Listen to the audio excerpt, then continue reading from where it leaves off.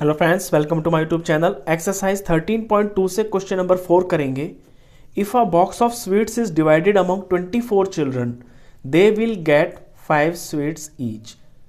अगर 24 बच्चों में एक बॉक्स है स्वीट से भरा हुआ, उसमें से स्वीट्स को डिस्ट्रीब्यूट किया जाए तो हर बच्चे को 5 स्वीट्स मिलेंगी। How many would each get if the number of children is reduced by 4। अगर बच्चे 4 कम कर दिए जाएं, यानी 24 से 4 कम करके 20 बच्चे कर दिए जाएं, तो फिर हर बच्चे को कितनी स्वीट्स मिलेंगी। अब देखिए, यहाँ पे हमारे पास दो चीज़ें हैं जिन्हें हमें अपने बॉक्स में भरना है। एक तो है नंबर ऑफ चिल्ड्रन और दूसरा है नंबर ऑफ स्वीट्स।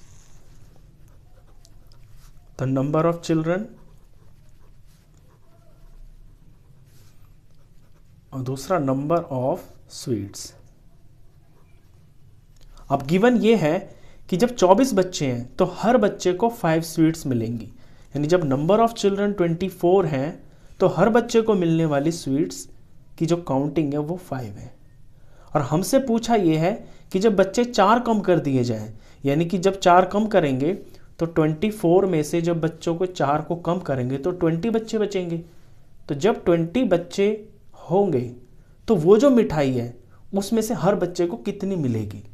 अब यहाँ पे जो चीज़ है ये आपको निकालनी है नंबर ऑफ स्वीट्स।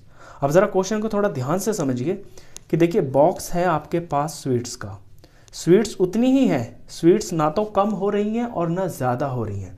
बस क्या है, पहले वो ज़्यादा बच्चों में डिस्ट्रीब्यूट हो रही थी तो हर बच्चे को 5 स्वीट्स मिल रही थी।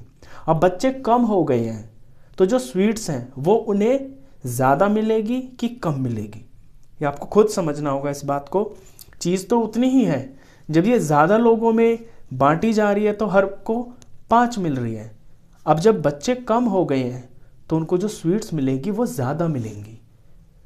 तो यहाँ होगा ये कि ये इनवर्स रिलेशन चल रहा है, बच्चे कम होंगे तो मिठाई उनको ज़्यादा मिलेगी। तो यहाँ पे जो चीज़ निकालनी, सबसे पहले तो उसे ही लेट करेंगे।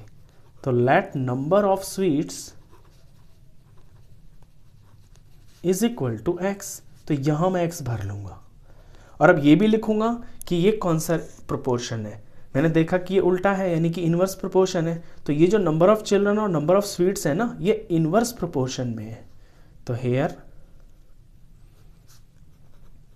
Number of children and number of sweets are in inverse proportion.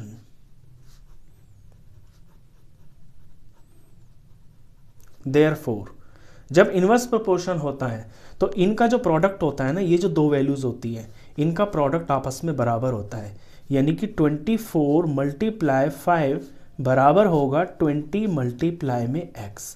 अब यहाँ से x की वैल्यू निकल जाएगी, तो x की वैल्यू निकालने के लिए x यहाँ अकेला रह जाएगा और इधर लेफ्ट साइड में जो 24 इंटू 5 है इनके डिवाइड में ये 20 चला जाएगा, क्योंकि 20 यहाँ मल्टीप्लाई में है ना, तो दूसरी तरफ जाकर ये डिवाइड में हो जाएगा।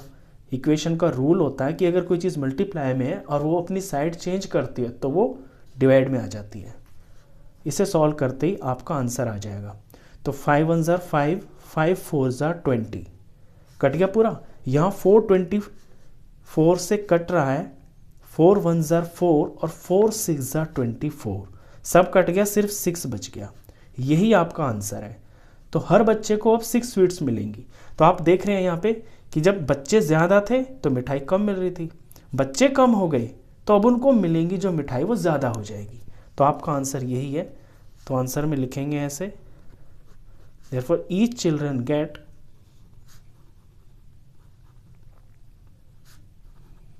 6 स्वीट्स।